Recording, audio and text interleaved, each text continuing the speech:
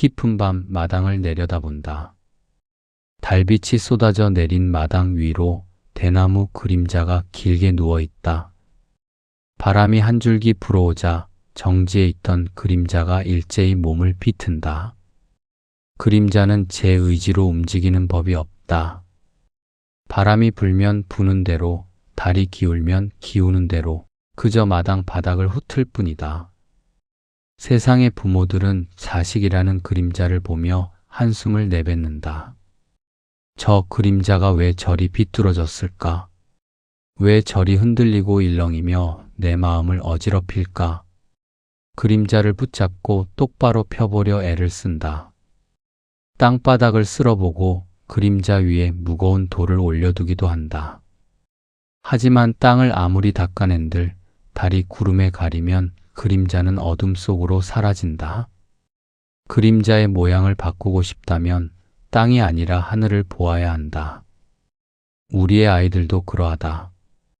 아이는 부모라는 하늘을 비추는 가장 정직한 그림자다. 부모라는 하늘이 맑게 개어 있으면 아이라는 그림자는 가르치지 않아도 선명하고 바른 결을 드러낸다.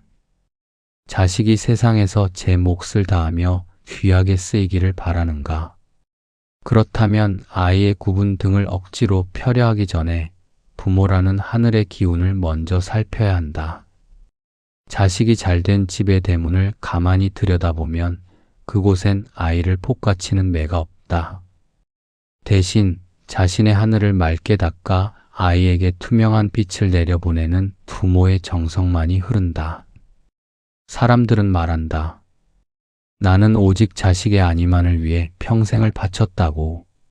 내 입을 줄이고 내 몸을 깎아 자식의 길을 닦았는데 왜 아이의 앞날은 여전히 안개 속이냐고 묻는다. 하지만 잊지 말아야 할 것이 있다. 햇살이 너무 강하면 그 아래 풀꽃은 제 빛깔을 내지 못하고 타버린다. 부모의 지나친 욕심이 때로는 아이가 스스로 피어날 계절을 훔치기도 한다. 자식이 진정으로 잘 되기를 바란다면 부모는 때로 서늘한 그늘이 되어 아이가 숨 쉴 틈을 주어야 한다. 그 빈틈 사이로 아이는 비로소 자신만의 뿌리를 내리고 비바람에도 흔들리지 않는 단단한 목재로 자라난다. 지혜로운 농부는 싹이 더디 난다고 씨앗을 나무라지 않는다. 자신이 딛고 선 흙의 기운을 살피고 물의 길을 다시 낼 뿐이다. 그렇게 흙이 살아나면 씨앗은 누가 시키지 않아도 단단한 지표면을 뚫고 올라온다. 우리의 자식 또한 그 생명력이 다르지 않다. 부모가 제 마음의 밭을 평온하게 일구기 시작할 때 아이라는 씨앗은 가장 찬란한 꽃을 피울 준비를 마친다. 그것은 억지로 만드는 성공이 아니라 때가 되면 반드시 이루어지는 자연의 순리와 같다. 이 이야기는 자식을 이기는 법에 관한 것이 아니다. 자식이라는 가장 귀한 손님을 맞이했던 당신이 이제 어떻게 그 손님의 가슴에 꺾이지 않는 자존감의 등불을 켜줄지에 관한 기록이다. 부모라는 무거운 이름표를 잠시 내려놓아도 좋다.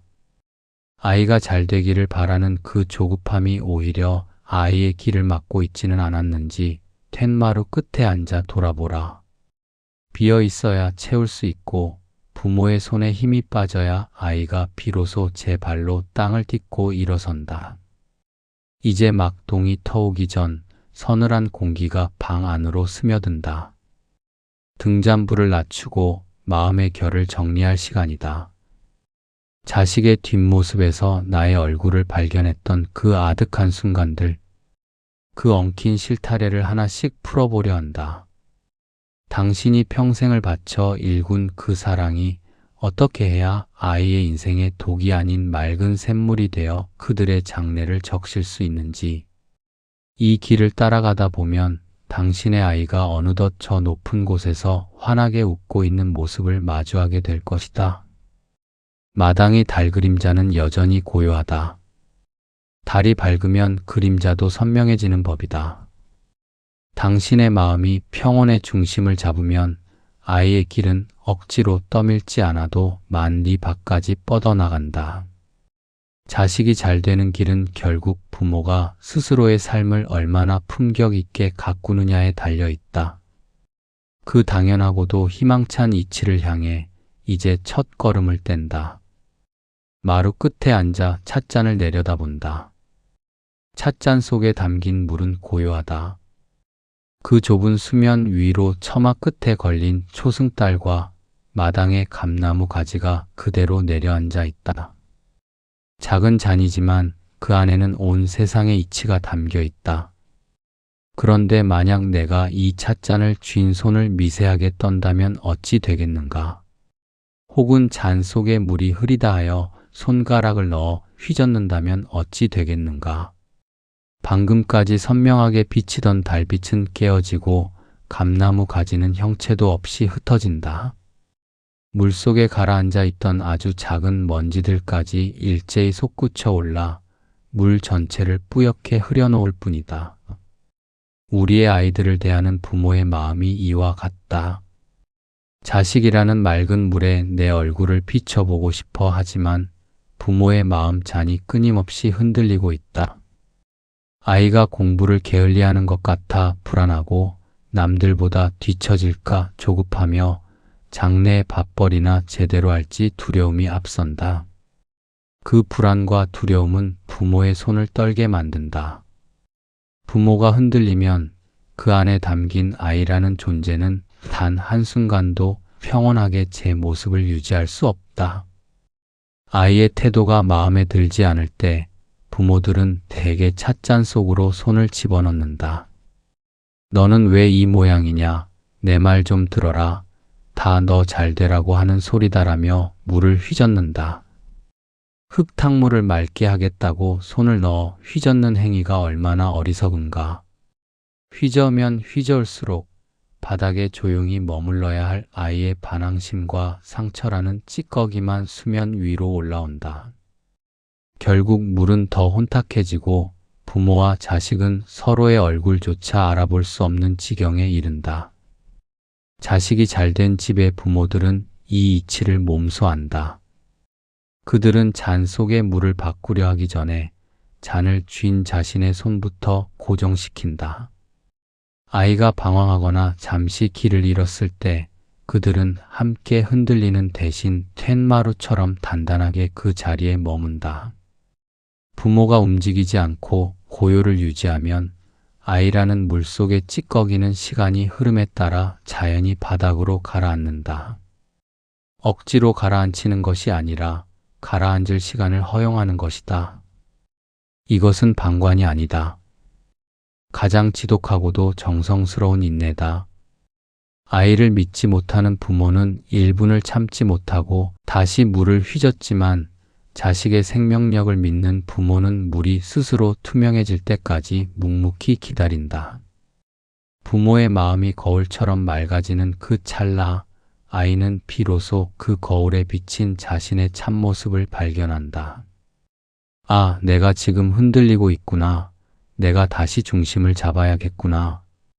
부모가 가르쳐주지 않아도 맑은 물잔을 본 아이는 스스로 제 결을 다듬기 시작한다. 어떤 어머니가 묻는다. 아이가 도무지 말을 듣지 않고 어긋난 길로만 가려 하는데 대체 어떤 마음을 먹어야 아이가 변하겠느냐고. 나는 그저 이렇게 답할 뿐이다. 아이를 바꾸려 드는 그 마음 자체가 이미 물을 휘젓는 손가락이다. 당신이 평소에 얼마나 조급한지 아이를 소유물로 여기며 내 뜻대로 빚으려 하지는 않았는지 돌아보라. 아이의 거친 행동은 실상 당신의 마음속에서 일어난 폭풍이 밖으로 삐져나온 그림자일 뿐이다. 부모가 자신의 상처를 먼저 치유해야 하는 이유가 여기에 있다. 내가 어린 시절 부모에게 받았던 서운함, 삶에서 겪었던 결핍과 두려움, 그것들을 정리하지 못한 채 자식에게 쏟아부으면 자식은 평생 부모의 해소되지 못한 감정의 쓰레기통으로 살아가게 된다. 부모가 먼저 평온해져야 한다. 부모가 삶을 긍정하고 자신을 사랑할 때 그 온기가 아이에게 전달되어 얼어붙은 마음을 녹인다. 정설한 물과 같아서 높은 곳에서 낮은 곳으로 흐르기 마련이다. 부모라는 윗물이 맑으면 자식이라는 아랫물은 억지로 정화하지 않아도 결국 청명해진다.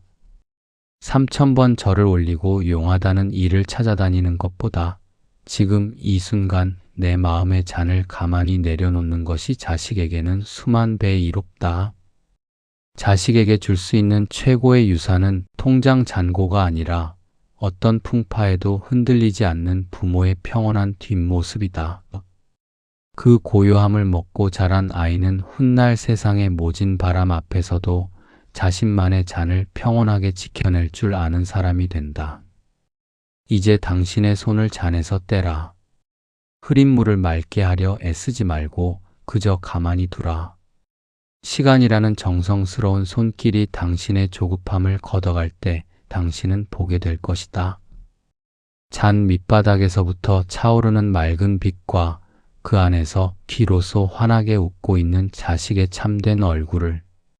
자식이 잘 되는 기적은 언제나 부모가 멈추는 곳에서 시작된다. 산천을 둘러보라. 철에 따라 나무의 모양새가 같았던 적이 한 번이라도 있는가? 봄의 숲은 연한 잎을 틔우려 온 힘을 다해 젖을 짜내고 여름의 산은 뙤약볕을 받아내며 제 몸을 불린다. 가을이 오면 나무는 그토록 아꼈던 잎들을 가차없이 땅으로 돌려보내고 겨울의 나무는 앙상한 뼈대만 남긴 채 모진 칼바람을 온몸으로 받아낸다. 지혜로운 농부는 겨울에 꽃이 피지 않는다고 나무를 매질하지 않는다. 여름의 나무에 솜니부를 덮어주는 어리석은 짓 또한 하지 않는다. 그저 계절이 바뀌면 그에 맞는 채비를 할 뿐이다. 하지만 사람들은 유독 자식이라는 나무 앞에서만은 이 명백한 자연의 이치를 잊고 만다. 아이가 자라 계절이 바뀌었음에도 부모는 여전히 아이가 싹을 틔우던 그 시절의 옷만 입히려 든다. 3살 무렵까지의 아이는 봄의 새순과 같다. 이때의 사랑은 마르지 않는 젖줄이어야 한다. 아이가 부모라는 땅에 단단히 뿌리를 내릴 수 있도록 아낌없이 안아주고 헌신적으로 적셔 주어야 한다. 이 시기에 충분한 온기를 얻지 못한 나무는 평생을 가뭄에 시달리는 고목처럼 불안해하며 산다. 이때의 배려와 사랑은 아무리 과해도 독이 되지 않는다. 그것은 생존의 문턱에서 부모가 줄 수 있는 유일한 자양분이기 때문이다. 그러나 아이가 자라 사춘기라는 여름에 접어들면 사랑의 결은 완전히 달라져야 한다. 여름의 나무는 제 가지를 멋대로 뻗으며 하늘을 가리려 든다. 부모의 시선에는 그 모습이 위태롭고 무질서해 보일 수 있다. 그래서 자꾸만 가지를 치려 하고 제 틀 안에 가두려 한다. 하지만 이때 필요한 것은 간섭이 아니라 그저 묵묵히 지켜봐주는 너른 마당 같은 사랑이다. 여름의 나무는 스스로 뙤약볕을 견디고 소나기를 맞으며 제 속을 단단하게 채워가야 한다. 부모가 대신 비를 막아주면 나무는 겉만 번지르르 할 뿐 속은 썩어가는 약한 제목이 되고 만다. 어떤 이들은 말한다. 아이가 방황하는데 어떻게 보고만 있느냐고, 그러다 영영 어긋나면 어떡하느냐고 묻는다. 하지만 생각해보라. 나무가 바람에 흔들리는 것은 뿌리를 더 깊게 내리기 위함이다. 아이가 부모의 말을 거부하고 제 발로 걸어보려 하는 것은 비로소 제 인생의 주인으로 태어나는 고통스러운 산통이다. 이때 부모가 해줄 수 있는 최선은 아이를 믿고 기다려주는 것이다. 넘어지고 깨지는 것을 안타까워하지 마라. 그 상처가 굳은 살이 되어야만 훗날 닥쳐올 인생의 거센 풍랑을 이겨낼 수 있는 법이다. 그리고 마침내 자식이 성인이 된 겨울의 문턱에 서면 부모는 가장 어렵고도 거룩한 사랑을 실천해야 한다. 그것은 바로 냉정하게 놓아주는 사랑이다. 겨울 나무가 살아남기 위해 가장 먼저 하는 일이 무엇인가? 자신이 그토록 아끼고 키워냈던 나뭇잎들을 스스로 떨궈내는 일이다. 부모 또한 그러해야 한다. 자식이 제 힘으로 겨울을 날 수 있도록 부모라는 따뜻한 외투를 과감히 벗겨내야 한다. 30이 되고 40이 된 자식을 여전히 품 안에 끼고 걱정하는 이들이 있다. 아직 철이 안 들어서 세상이 험해서라는 핑계로 자식의 짐을 대신 짊어진다. 하지만 그것은 사랑이 아니라 자식의 다리를 부러뜨리는 행위다. 홀로 추위를 견뎌본 나무만이 봄에 가장 찬란한 꽃을 피울 수 있다. 부모가 끝까지 온실이 되어준다면 그 자식은 평생 타인의 온기 없이는 한 걸음도 떼지 못하는 가련한 식물로 남게 된다. 자식이 잘된 집의 부모들은 이 이별의 시기를 정확히 안다. 떠나보내야 할 때 단호하게 손을 놓는 것, 그것이 자식에게 줄 수 있는 마지막이자 가장 위대한 유산이다. 시기에 맞지 않는 사랑은 사랑이 아니라 집착의 그늘이다. 겨울에 여름 옷을 입히고 봄에 겨울 옷을 강요하는 부모 밑에서 자식은 계절을 잃어버린다. 자식이 잘 되기를 바라는가? 그렇다면 지금 내 아이가 어느 계절을 지나고 있는지 가만히 살펴라. 지금은 품에 안아줄 때인가? 아니면 멀리서 지켜봐 줄 때인가? 그것도 아니라면 눈물을 머금고 냉정하게 등을 돌려야 할 때인가? 계절의 순리를 따르는 부모는 결코 조급해하지 않는다. 겨울이 깊으면 봄이 멀지 않았음을 알기 때문이다. 자식이라는 나무가 제 빛깔의 꽃을 피울 수 있도록 그저 때에 맞는 옷을 허용하라. 부모가 계절의 흐름을 방해하지 않을 때 아이는 비로소 만리 밖에서도 그 향기가 전해지는 울창한 숲으로 자라난다. 그것이 자식을 가장 귀하게 키우는 자연이 가르쳐준 단 하나의 지혜다. 강가에 서서 흐르는 물을 본다. 강을 건너려는 이에게 필요한 것은 튼튼한 배와 노를 저어줄 사공이다. 부모는 자식이라는 나그네를 태우고 거친 물살을 헤쳐나가는 사공과 같다. 비바람을 막아주고 바위에 부딪히지 않게 노를 저으며 마침내 반대편 기슭에 닿게 하는 것이 부모의 소명이다. 하지만 정작 비극은 강을 무사히 건넌 뒤에 시작된다. 나그네는 이제 배에서 내려 자신의 발로 무틀 밟고 산을 넘어야 한다. 그런데 어떤 사공은 나그네가 안쓰럽다는 이유로 혹은 헤어지기 아쉽다는 이유로 그 무거운 배를 짊어지고 나그네의 뒤를 따라 산길을 오른다. 나그네가 짊어져야 할 보찜마저 빼앗아 제 어깨에 메고는 숨을 헐떡이며 묻는다. 힘들지 않으냐? 내가 대신 가주마. 이 얼마나 기이하고도 슬픈 풍경인가. 강을 건너게 해준 배가 이제는 나그네의 발걸음을 가로막는 거대한 짐이 되고 말았다. 부모들이 자식의 인생의 끝까지 개입하려 드는 모습이 이와 다르지 않다. 20살이 넘고 30이 넘은 자식이 겪어야 할 삶의 무게를 부모가 대신 짊어지는 것은 사랑이 아니다. 그것은 자식의 인생에서 가장 소중한 배움의 기회를 훔치는 약탈이다. 자식이 잘된 집의 부모들은 기꺼이 비정한 사공이 되기를 자처한다. 기슭에 닿는 순간 그들은 단호하게 노를 놓는다. 자식이 앞길이 험한데 조금만 더 도와달라고 매달려도 그들은 나루터의 배를 묶어둔 채 뒤돌아선다. 매정해서가 아니다. 나그네가 제 발로 산을 넘고 들을 지나며 근육을 키우지 않으면 훗날 더 큰 강을 만났을 때 스스로 헤엄칠 힘조차 갖지 못함을 알기 때문이다. 사람들은 말한다. 자식이 고생하는 것을 보고만 있는 것은 부모의 도리가 아니라고. 하지만 진정으로 자식을 위한다면 그가 실패할 권리를 돌려주어야 한다. 무릎이 깨져 피가 나고 길을 잃어 바미스를 맞아보는 경험이야말로 인간을 어른으로 만드는 가장 귀한 스승이다. 부모가 미리 길을 닦아놓고 돌멩이를 치워버리면 아이는 평생 비단 길만 찾는 나약한 존재로 남는다. 거친 자갈밭을 걷는 법을 배우지 못한 이는 작은 가시 하나에도 주저앉아 울음을 터뜨리는 법이다. 지혜로운 부모는 자식의 고난을 선물로 여긴다. 아이가 사업에 실패하거나 사람에게 상처받거나 좌절의 쓴 잔을 마실 때 그들은 돈을 내밀거나 대신 싸워주지 않는다. 그저 고요히 곁을 지키며 이것이 너를 단단하게 할 필요가 될 것이라며 믿음의 눈빛을 보낼 뿐이다. 그 믿음을 먹고 자란 아이는 자신의 실패를 부끄러워하지 않는다.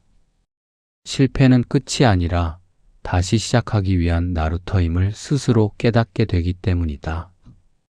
탯줄을 끊는 고통이 있어야 새로운 생명이 세상의 공기를 마시듯 정의 탯줄을 끊는 결단이 있어야 자식은 비로소 한 사람의 온전한 인간으로 태어난다.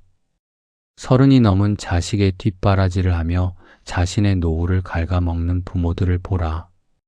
그들은 자식을 돕고 있다고 착각하지만 실상은 자식의 자생력을 마비시키는 독을 먹이고 있는 것이다. 부모가 자식의 인생에 마침표를 찍어주려 하지 마라. 자식의 문장은 자식 스스로의 손으로 써 내려가야 힘이 있고 아름답다. 자식이 잘 되기를 바라는가? 그렇다면 이제 나루터의 배를 버려두고 당신의 길을 가라. 자식이라는 나그네가 휘청거릴 때 달려가 붙잡고 싶은 마음을 억눌러라. 그가 넘어졌을 때 스스로 흙을 털고 일어나는 그 뒷모습을 관조하라. 그 서늘한 거리두기야말로 부모가 자식에게 줄 수 있는 가장 품격 있는 예우다. 강물은 앞물이 뒷물을 기다려주지 않으나 결국 바다라는 한 곳에서 만난다. 당신이 자식을 놓아줄 때 자식은 비로소 자신의 바다를 향해 힘차게 나아갈 것이다. 배에서 내린 나그네가 홀로 산 너머로 사라지는 것을 보며 사공은 그저 조용히 합장하고 축원을 올릴 뿐이다. 부디 너의 길을 가라. 너의 무게를 사랑하라. 이 단호한 작별이 당신의 자식을 가장 큰 사람으로 만드는 마법이 될 것이다.